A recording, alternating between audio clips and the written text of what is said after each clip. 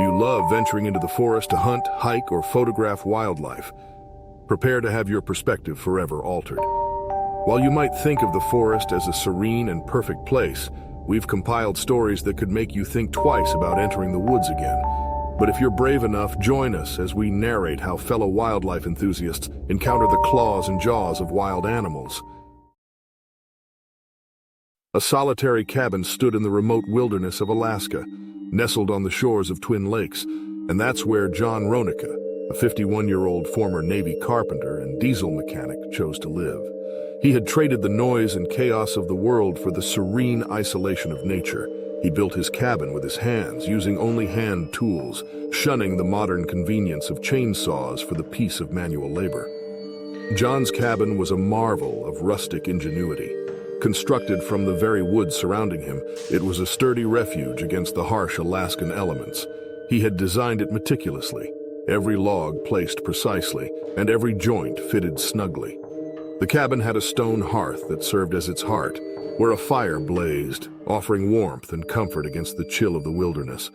The interior was adorned with a small bed, a handmade wooden table, and shelves filled with essential supplies. Outside, a smokehouse stood ready to preserve his catches from the lake, and a small garden provided him with fresh vegetables during the brief growing season. The year was 2018, and John had embraced his version of the wilderness dream, far from the madding crowd. His days were filled with a rhythm dictated by the land and the weather. He fished in the pristine waters of Twin Lakes, hunted game in the dense forests, and tended to his garden. He kept a detailed journal chronicling his daily activities, the changes in the weather, and the movements of wildlife. Each entry was a glimpse into a life lived in harmony with nature, a testament to his resilience and resourcefulness. John was well acquainted with the risks that came with living in such isolation.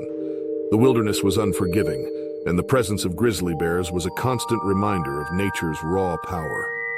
He had fortified his cabin as best as he could, storing food in secure containers and carefully watching his surroundings. Despite these precautions, he knew an encounter with a bear was always possible. One evening, as the sun dipped below the horizon, painting the sky in hues of orange and pink, John prepared his dinner. He had spent the day fishing and had caught a sizable haul. The fresh fish now sizzled over the fire, filling the cabin with a tantalizing aroma. As he ate, he felt a sense of contentment, the kind that came from a hard day's work and the satisfaction of providing for oneself. A sudden, violent crash shattered the tranquility of the evening. John's heart pounded as he turned toward the source of the noise. His eyes widened in horror as he saw a massive grizzly bear forcing its way through the window. The smell of the fish had drawn the beast, and it was now inside the cabin, its eyes wild and hungry. John's instincts kicked in. He reached for his rifle, but the bear was quicker. It lunged at him, its powerful claws raking across his arm and chest. Pain exploded through his body, but he fought to stay conscious. With a supreme effort, he managed to grab the rifle and fired a warning shot. The deafening roar of the gun echoed through the cabin, startling the bear. It hesitated, then turned and fled through the broken window, disappearing into the night. John collapsed onto the floor, his breaths coming in ragged gasps. Blood poured from his wounds, staining the wooden floor. He knew he was in grave danger. The nearest village, Port Allsworth, was a 20-minute flight away, and the prospect of surviving without medical help seemed bleak. Summoning the last of his strength, he crawled to the corner of the cabin where his satellite phone lay. His hands trembled as he dialed for help, his vision blurring. The hours that followed were a blur of pain and fear. John drifted in and out of consciousness, his mind clouded by the loss of blood and the throbbing agony of his injuries. He clung to the hope that help would arrive in time, that he would not perish alone in the wilderness he had come to love. Finally, the distant sound of a helicopter's rotors reached his ears. Relief washed over him as he realized his call for help had been answered.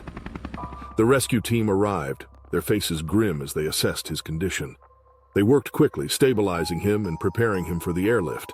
As the helicopter took off, carrying him away from the cabin that had been his sanctuary, John felt a deep sadness.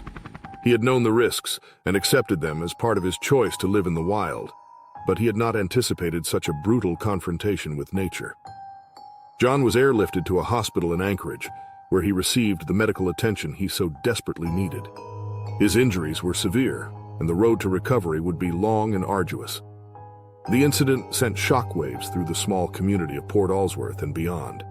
People were reminded of the ever-present danger of living in such proximity to wild animals. In the wake of the attack, a renewed focus was on safety measures. The community united to reinforce food storage practices, ensuring that cabins and homes were bear-proof to the best of their abilities. John's experience became a cautionary tale, a reminder of the delicate balance between human beings and the natural world. Despite the attack, John's love for the wilderness remains unshaken. He understood that the bear had acted on instinct, driven by hunger and the lure of an easy meal. He harbored no ill will towards the creature that had nearly ended his life. As he recovered, John reflected on his time at Twin Lakes. He had built something extraordinary, a life that many only dreamed of. He had tested his limits, pushed himself to the brink, and survived. The attack had changed him, but it had not broken him.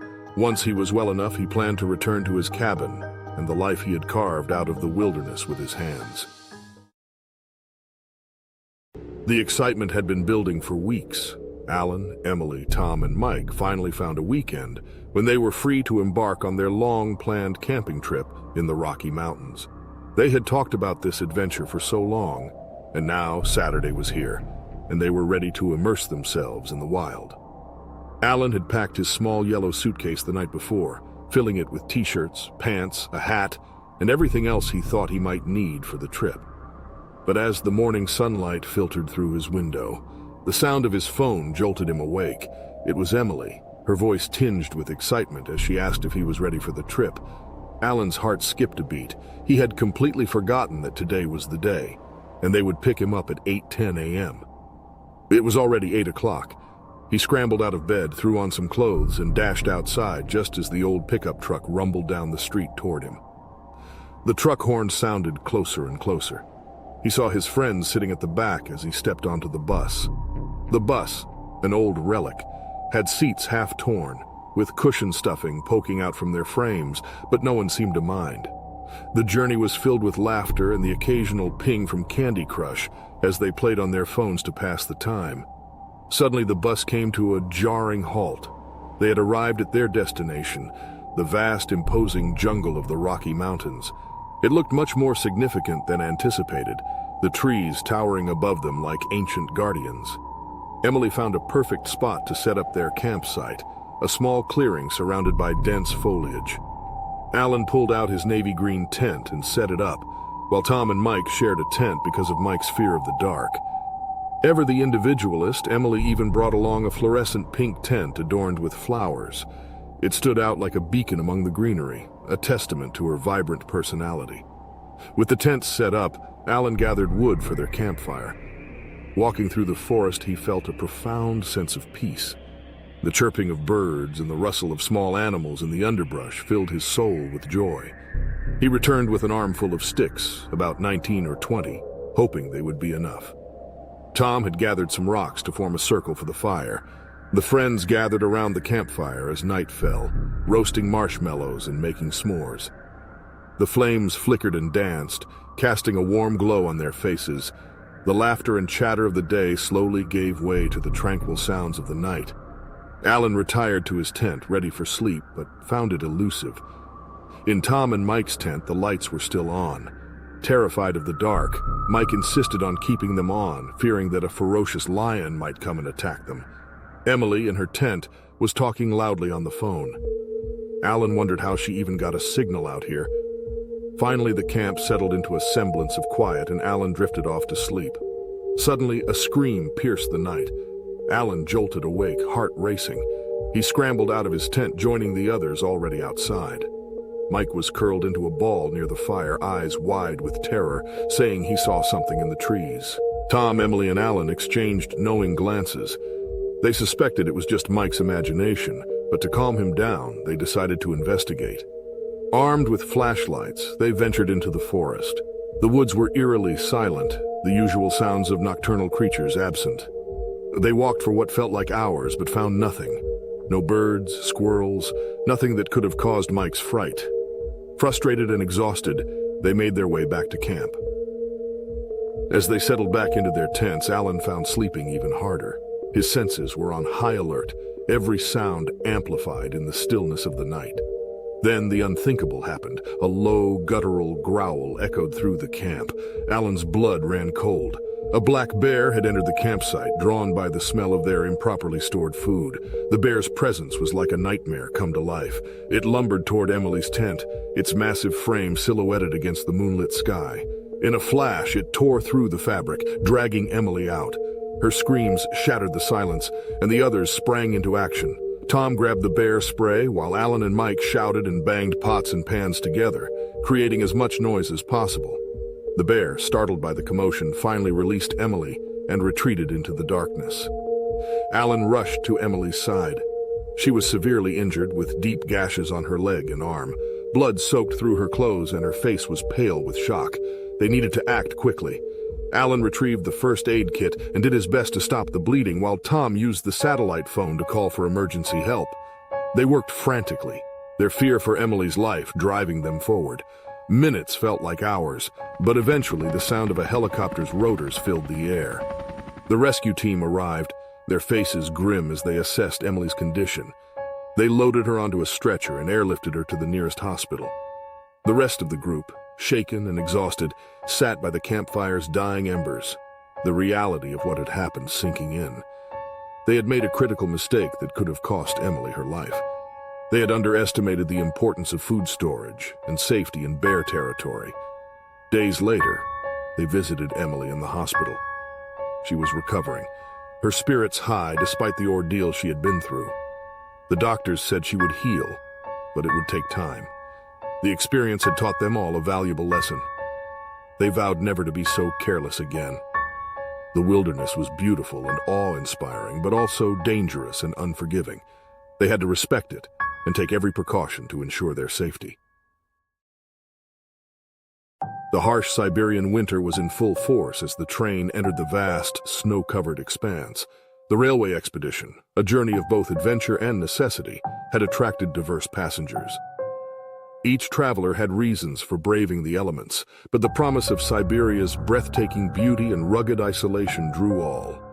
The passengers settled into their routines as the train moved steadily along its path. Some read books or played cards while others stared out the windows, captivated by the endless sea of white that stretched to the horizon. The rhythmic clatter of the wheels against the tracks was almost hypnotic, lulling many into a state of quiet contemplation. Suddenly the train shuddered to a halt. The abrupt stop jolted the passengers from their reverie. The crew moved quickly, explaining that a mechanical fault had developed in part of the railway. The passengers were instructed to disembark while the issue was addressed. Bundling up against the biting cold, they stepped off the train and into the wilderness. The Siberian landscape was both awe-inspiring and intimidating. Towering pines stood sentinel. Their branches were heavy with snow. The air was crisp and clear, each breath a sharp reminder of the winter's severity. The passengers clustered together, their breath forming clouds in the frigid air. Despite the unexpected stop, there was a sense of camaraderie and shared adventure among them. Unbeknownst to the group, their presence had disturbed a massive brown bear. The noise and commotion of the train had caught its attention. From the cover of the bushes, the bear watched the passengers with growing agitation. This was its territory, and the intrusion had roused its instinctive aggression. Without warning, the bear charged. Its enormous form moved with startling speed, a blur of brown fur and raw power. The passengers nearest the bush were caught off guard, their shock and fear paralyzing them. One unfortunate traveler, Sergei, was too slow to react. The bear was upon him instantly, its powerful claws slashing through his thick winter coat and into the flesh beneath. Chaos erupted. The other passengers screamed and scattered, desperately trying to distance themselves from the ferocious animal. The train crew sprang into action, grabbing flares and other makeshift weapons. They advanced on the bear, shouting and waving the flares to create a wall of noise and light. The bear, startled by the sudden assault, hesitated. Its primal instincts wavered in the face of the unexpected threat. With a final guttural growl, it turned and retreated into the forest depths. The crew continued to shout and brandish the flares until they were confident the bear was gone. Attention quickly turned to Sergei. He lay on the ground, blood staining the snow around him. His injuries were severe, his face pale, and his breathing labored. The crew moved with practiced efficiency, their training kicking in. They carried Sergei back onto the train and laid him down in a warm compartment. A first aid kit was produced, and they set to work, doing their best to stabilize him. Luckily, the mechanical fault was repaired, and the train resumed its journey, moving as quickly as it dared toward the nearest medical facility. Once filled with adventure, the passengers sat in subdued silence. The reality of the wilderness had struck with brutal clarity. The train's rhythmic clatter had lost its comforting lull, replaced by a tense anticipation. At the next stop, medical personnel were waiting. Sergei was carefully transferred to a stretcher and rushed to a waiting ambulance. The train's doctor provided a detailed report of the first aid measures taken, ensuring the hospital staff were fully briefed on his condition. The passengers watched silently as the ambulance sped away, its siren a mournful wail in the still, cold air. In the days that followed, the incident was widely reported. The railway company came under intense scrutiny, raising questions about their safety protocols in such a remote and dangerous environment. An internal review was launched, examining every aspect of the journey and the events that led to the bear attack. The review found several areas for improvement. New measures were implemented to enhance the safety of passengers during stops in wilderness areas. These included increased training for crew members in wildlife encounters, better equipment for deterring animals, and stricter guidelines for disembarking in remote locations. Additionally, the company invested in technology to monitor and detect wildlife near the tracks, providing early warnings and allowing for preventive measures. Despite the trauma of the incident, there were positive outcomes. The injured passenger, Sergei, made a slow but steady recovery. He became a symbol of resilience, and his story is a testament to the fragility and strength of the human spirit. The other passengers, though shaken, returned to their lives with a deeper appreciation for the power and unpredictability of nature. The railway expedition continued, but it was forever changed. The lessons learned from that fateful stop were ingrained in the company's operations, ensuring that future journeys were safer for all involved. The wilderness remained as beautiful and untamed as ever, a reminder of the delicate balance between human endeavor and the natural world. The memory of the bear attack lingered in the minds of those who had been there, a vivid illustration of nature's raw power. Yet it also highlighted the capacity for human courage and quick thinking in the face of danger. The Parkers were a typical suburban family living in Seattle. Mark, the father, worked as an accountant while his wife Cassandra managed a local bookstore. Their two children, 12-year-old Emily and 10-year-old Jack, were energetic and curious, often found exploring the neighborhood or immersed in their latest hobbies. Their life was a harmonious blend of routine and occasional adventures, with weekends spent hiking in the nearby mountains or visiting the beach. As summer approached, Mark and Cassandra decided it was time for a more substantial adventure. They had always wanted to experience the raw beauty of the Yukon River, a place that promised serenity and a break from the hustle and bustle of city life. They spent weeks preparing for the trip, gathering camping gear, learning about the local wildlife, and discussing safety protocols. The anticipation built up as they packed their car, loaded the canoe onto the roof, and set off on the long drive north. The journey was filled with excitement as they crossed into Canada and made their way to the remote wilderness of the Yukon. The scenery changed dramatically, from urban landscapes to dense forests and towering mountains. After days of travel, they finally arrived at the river, where they unloaded their gear and prepared to embark on their canoeing expedition. The first few days on the Yukon River were magical. The family paddled along the serene waters, surrounded by the untouched beauty of the wilderness. They camped on the riverbanks, cooked meals over an open fire, and shared stories under the starry sky. Emily and Jack were captivated by the sights and sounds of nature, from the call of distant loons to the sight of a moose drinking at the water's edge. On the evening of the fifth day, the Parkers set up camp on a small clearing by the river. The sun dipped below the horizon, casting a golden glow over the landscape. Mark built a campfire, and Cassandra prepared dinner, the aroma of sizzling sausages and roasting vegetables filling the air. The family gathered around the fire, enjoying the warmth and the simple pleasure of being together in such a beautiful place. They were unaware of the black bear lurking in the forest's shadows as they ate, The bear, drawn by the scent of their meal, had been watching them for some time.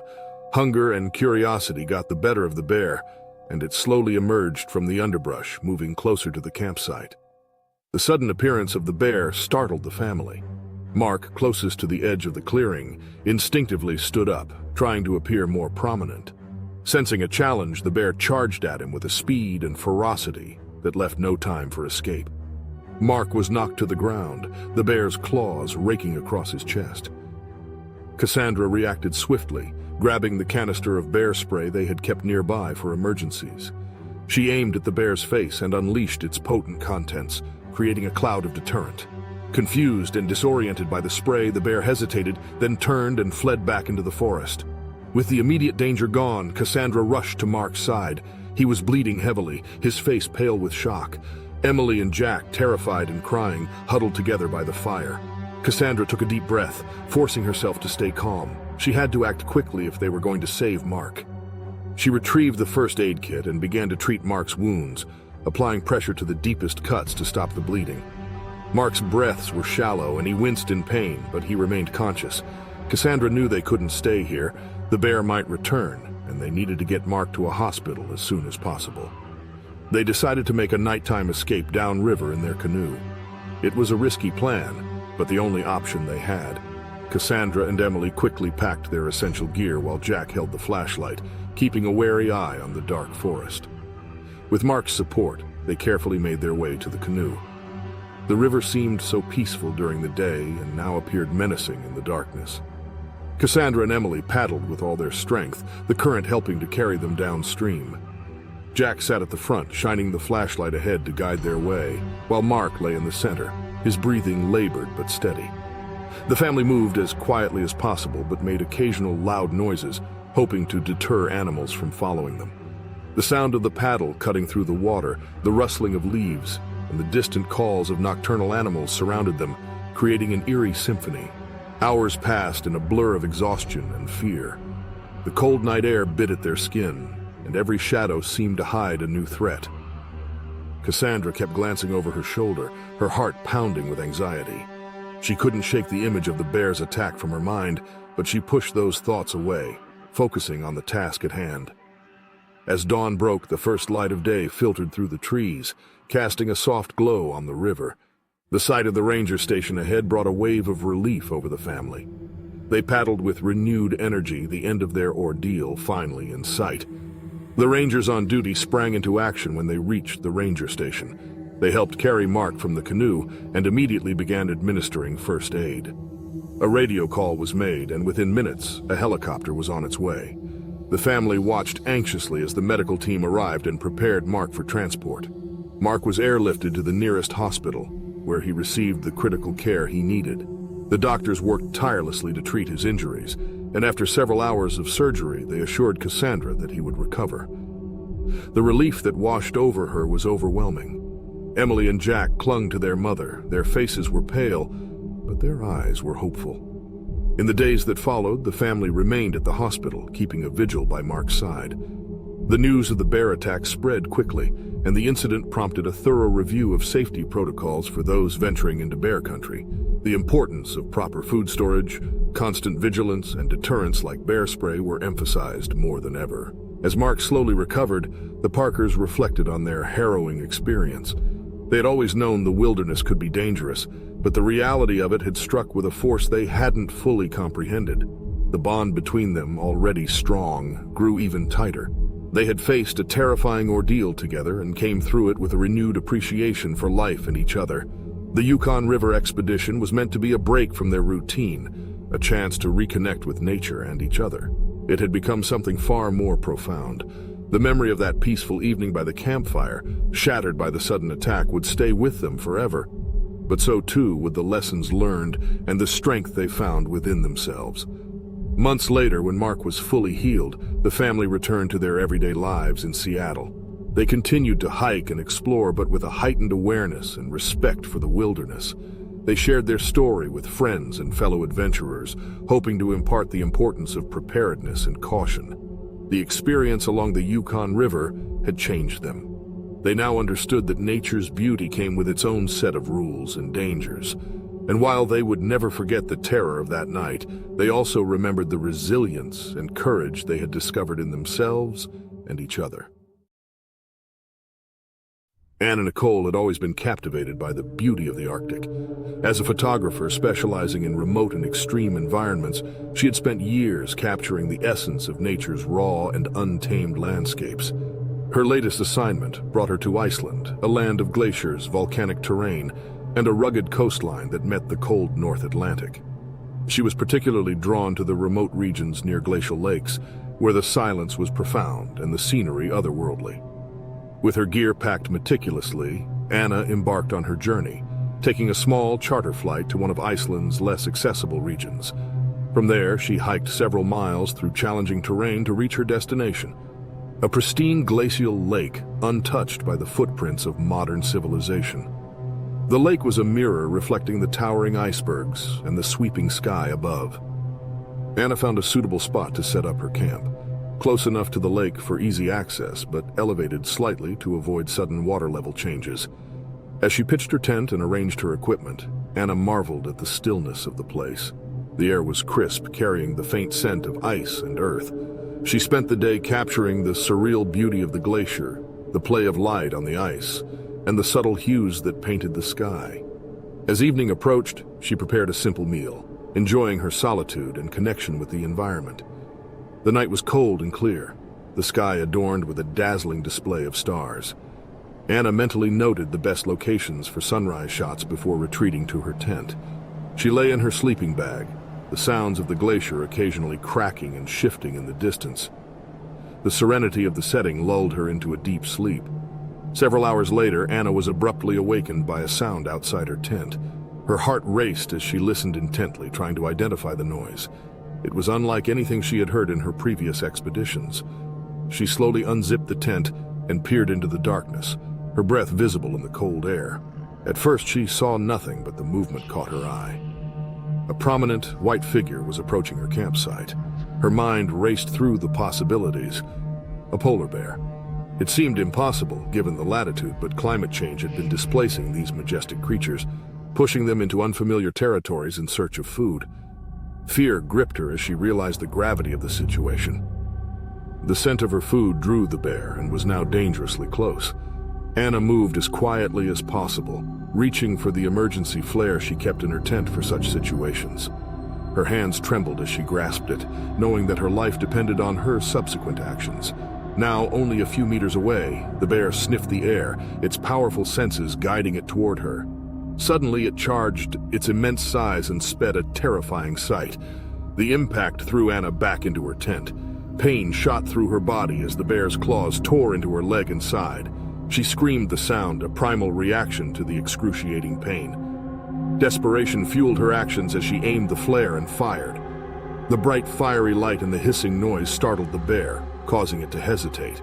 She fired another flare, and the bear, confused and frightened by the light and noise, retreated into the darkness. Bleeding and in agony, Anna knew she had to act quickly. She crawled out of the tent, her injuries making every movement a struggle. She reached a radio and, with shaking hands, managed to call for help. The signal was weak, but she transmitted her location and the severity of her situation. The response was immediate, though she was told it would be several hours before a rescue team could reach her due to the remote location. Anna's thoughts were a blur of pain and fear as she crawled back into the tent, trying to keep pressure on her wounds to stem the bleeding. She knew she had to stay conscious, but the cold and the trauma were making it increasingly difficult. The time she seemed to stretch endlessly as she lay there, each minute a battle to maintain her grip on reality. The wait felt eternal, but eventually she heard the distant sound of a helicopter. Relief washed over her as the noise grew louder, signaling the arrival of her rescuers. The helicopter landed a short distance from her campsite, and the rescue team quickly approached her. They assessed her injuries and stabilized her as best they could before carefully transporting her to the helicopter. Anna was airlifted to the nearest hospital, where a team of doctors and nurses was prepared to receive her. She was rushed into surgery to repair the damage caused by the bear attack. The medical team worked tirelessly, and after several hours, they stabilized her condition. She remained unconscious for a time, her body recovering from the trauma and the surgery. When she finally woke, she found herself in a hospital room, her body aching but alive. The memories of the attack came flooding back, and she felt a surge of gratitude for the rescue team that had saved her. News of her ordeal spread quickly, and the incident sparked a broader discussion about the effects of climate change on polar bears and their increasing presence in non-traditional habitats. Anna's experience highlighted the urgent need for awareness and preparedness in dealing with wildlife encounters in the changing environment. Her story was shared widely, bringing attention to the plight of polar bears and the broader implications of climate change. As she recovered, she reflected on the fragile balance between humans and nature, understanding more deeply the interconnectedness of all living things. The attack left Anna with scars, both physical and emotional, but it also strengthened her resolve to continue her work. She knew that her photographs could tell powerful stories and inspire change. She returned to her photography with a renewed sense of purpose, using her lens to capture the beauty of the natural world and its vulnerability. Joshua Dorsey had always felt most at home in the wild. A seasoned hiker with years of experience traversing some of the most rugged terrains in North America, he had a deep appreciation for nature's beauty and unpredictability. His latest adventure took him into Montana's backcountry, renowned for its stunning landscapes and abundant wildlife. For Joshua, this trip allowed him to immerse himself in solitude and the untamed world he cherished. The journey began with a meticulous planning phase. Joshua carefully selected his gear, ensuring he needed everything for the remote and challenging environment. He packed his tent, sleeping bag, provisions for several days, and essential survival tools. Among these were his bear spray and an emergency beacon, items he hoped he would never need but knew were crucial for safety in bear country. As he exited the trailhead, the crisp morning air filled his lungs, invigorating his spirit. The path ahead promised adventure and the kind of peace that only the wilderness could offer. Joshua hiked steadily, enjoying the symphony of nature, the rustle of leaves, the distant call of birds, and the rhythmic crunch of his boots on the forest floor. Each step took him further from civilization and deeper into the heart of the wild. For the first few days, the hike was everything Joshua had hoped for. He navigated through dense forests, across bubbling streams, and up rocky inclines that offered breathtaking views of the vast landscape. The sheer beauty of the backcountry was overwhelming, with towering peaks, pristine lakes, and valleys carpeted with wildflowers. Joshua felt a profound connection to the world around him, a reminder of why he ventured into these remote places. Joshua set out early on the morning of the fourth day, aiming to reach a secluded alpine meadow by midday. The trail took him through a dense thicket of shrubs and tall grasses, a habitat frequented by grizzly bears. Joshua knew the risks, but felt confident in his experience and preparation. He remained vigilant, making noise to announce his presence, and kept his bear spray within easy reach. As he moved through the brush, the air suddenly felt tense. Joshua's senses sharpened, and he slowed, scanning the surroundings for any signs of wildlife. Then, he saw them, a grizzly bear with her two cubs, not more than 50 yards away. The mother bear's eyes locked onto Joshua, and the serene atmosphere turned dangerous instantly. The bear's protective instinct kicked in, and she charged with speed and ferocity, leaving Joshua no time to react. He reached for his bear spray, but the bear was upon him before he could deploy it. The impact was brutal, knocking him to the ground. The world blurred into a chaotic mix of pain and fear as the bear's claws and teeth tore into his flesh. Joshua's training and experience in wilderness survival seemed distant memories in the face of the raw power of the grizzly. After an eternity, the bear finally relented, retreating to her cubs.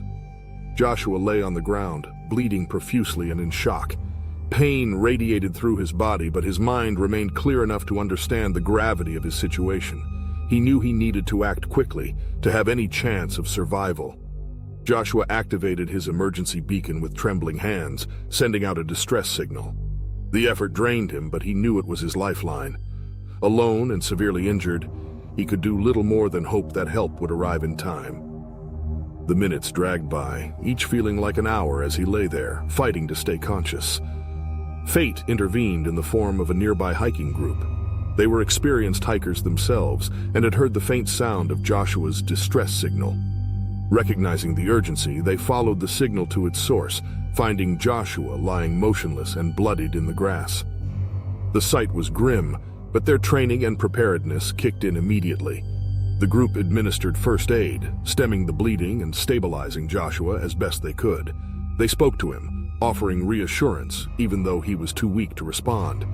One of them used their satellite phone to call for a rescue helicopter, relaying the coordinates and details of Joshua's condition. The group stayed by his side, their presence a crucial lifeline in the critical moments following the attack. The sound of the rescue helicopter approaching was a relief and a beacon of hope. The medical team quickly assessed Joshua's injuries, loading him onto a stretcher with practiced efficiency. As the helicopter lifted off, Joshua's vision faded in and out. But he felt relieved, knowing he was on his way to getting the help he desperately needed. A team of doctors and nurses was prepared for his arrival at the hospital.